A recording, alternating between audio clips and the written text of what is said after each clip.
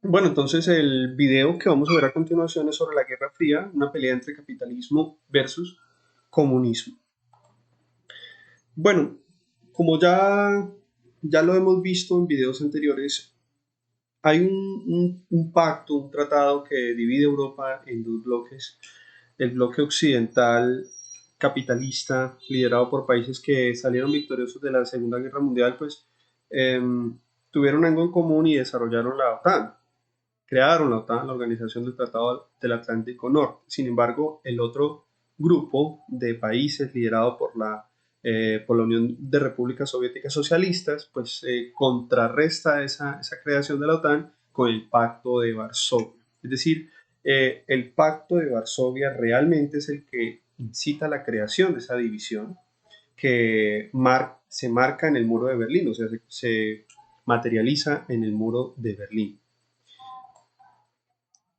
Bueno, como también ya lo hemos señalado, Estados Unidos crea el Plan Marshall, eh, así llamado en honor al secretario de Estados Unidos de su momento, Marshall, para contrarrestar la influencia de la economía comunista. Y esto, pues, este Plan Marshall se enfoca en restablecer los sistemas, la economía de los países perdedores, la industria en esencia, a través de planes de ayudas económicas a Europa principalmente. Todo esto deja como consecuencia, por ejemplo, que el imperialismo del siglo XX, de inicios del siglo XX, pues no tenga tanta fuerza, al menos no desde el punto de vista tradicional. Y con esto se logran que países de Asia, África, pues se independicen, logren su independencia, ya sea porque el imperialismo no funcionó o por nuevas ideas revolucionarias o por nuevas ideas en el mundo asociadas a la libertad, a los derechos humanos, ya sea por las consecuencias de la Segunda Guerra Mundial, o por situaciones geopolíticas particulares, pues hay una serie de independencias en todo el mundo que coinciden precisamente con el inicio de la Guerra Fría. Y también asociadas a los apoyos que hay entre el capitalismo y el comunismo. Entonces el capitalismo, pues a través de esas grandes potencias, inducen a ciertos territorios a independizarse, eh, por ejemplo, de la influencia comunista y viceversa, la URSS, por ejemplo, en África, logra incidir en algunos países africanos para que logren esa independencia soñada, pero es una independencia a medias, porque siempre va a tener la influencia de quien impulsó esa independencia detrás de las líneas. En ese sentido, tenemos que, por ejemplo, en África, sí hay una está marcada por la lucha entre el colonialismo y la opresión. Por ejemplo, en África, Ghana, un país que era parte de las potencias imperialistas, pues logra su independencia, ¿cierto? Y se convierte en el primer país hacia 1957 en lograr este importante hito. En Asia tenemos el caso de la India, muy conocido también, y el líder de este proceso de independencia, o uno de los líderes, fue en este caso Mahatma Gandhi, quien obviamente luchó, se sublevó contra los ingleses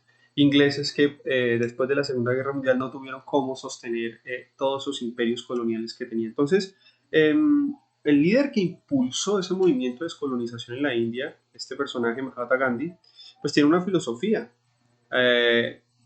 una filosofía que logró esa independencia, que fue la idea de llevar esa sublevación desde la no violencia, desde la resistencia pacífica, y eso pues inspiró a millones de personas en todo el mundo, aún hoy sigue inspirando. Eh, Esto llevó a la India a independizarse de los británicos hacia 1947, siendo uno de los primeros países en lograr este hito importantísimo en ese momento. En América tenemos la Revolución Cubana, influencia de los movimientos comunistas también impulsados por la URSS, Y este movimiento fue liderado por el ya también famoso Fidel Castro, quien derrocó al dictador que había en su momento, Fulgencio Batista, hacia 1959. Entonces, Fidel Castro hacia esa época lideró un movimiento revolucionario y ese movimiento revolucionario pues liberó a Cuba de esa opresión dictatorial que tenía y lo llevó a otra dictadura que es una dictadura comunista. Entonces, porque llevó a extender, digamos, a hacer experimentos comunistas en una región donde no se había desarrollado totalmente la economía, etc. Entonces, implementó políticas, obviamente, que marcaron a Cuba en términos de educación, salud, vivienda. Y bueno, ya tenemos una historia de muchos años de revolución cubana desde el 59 hasta la actualidad. Tenemos que, por ejemplo, Estados Unidos,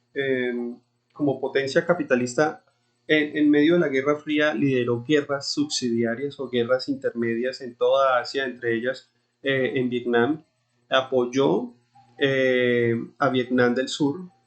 y este apoyo a Vietnam del Sur obviamente está en una situación geopolítica o estuvo en una situación geopolítica de lucha contra el comunismo, porque la parte norte de Vietnam estaba liderada por los chinos, por la Unión Soviética también. Entonces, durante esa guerra de Vietnam, todos conocemos particularidades de la guerra de Vietnam, eh, pues duró desde la década del 50 y ha sido una guerra que incluso a llegó a frustrar los objetivos geopolíticos y militares de Estados Unidos en Asia,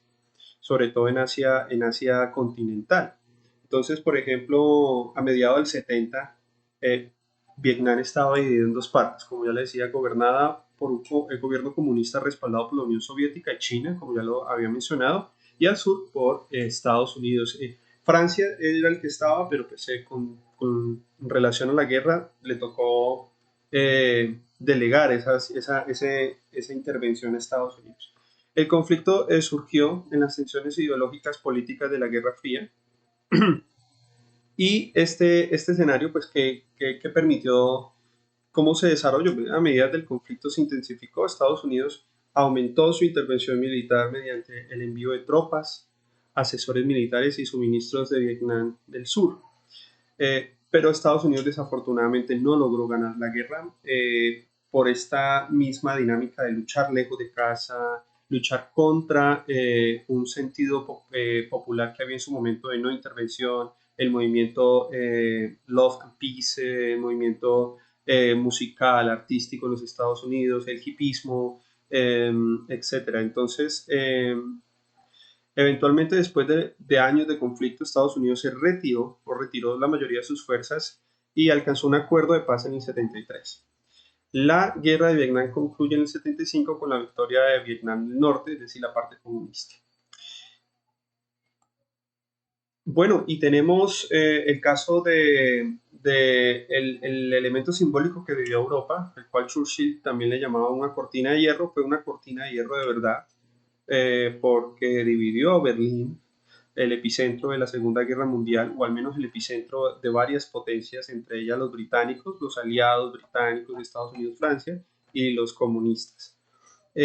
La caída, ¿cuál fue el año en que se produjo la caída del muro de Berlín? Bueno, esta coincide con una serie del deterioro de la URSS como potencia comunista y se dio hacia 1989, el 9 de noviembre de 1989 se dio este hecho importante. En Colombia tenemos que hacia unos 2 años después se da la Constitución del 91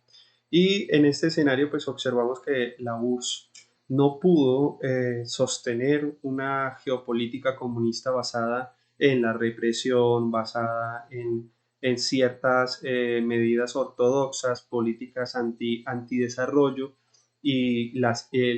digamos, políticas que iban en contra de la lógica económica del mundo en cuanto a la producción de riquezas, en cuanto a la producción de alimentos. Hubo hambrunas, anarquía política y esto hizo que básicamente se diera un efecto dominó en toda la Unión Soviética, quedando Rusia obviamente desestimulada y desprotegida y Berlín que en su momento tenía el muro de Berlín, pues también vivió esa situación particular de guerra entre el capitalismo y el comunismo.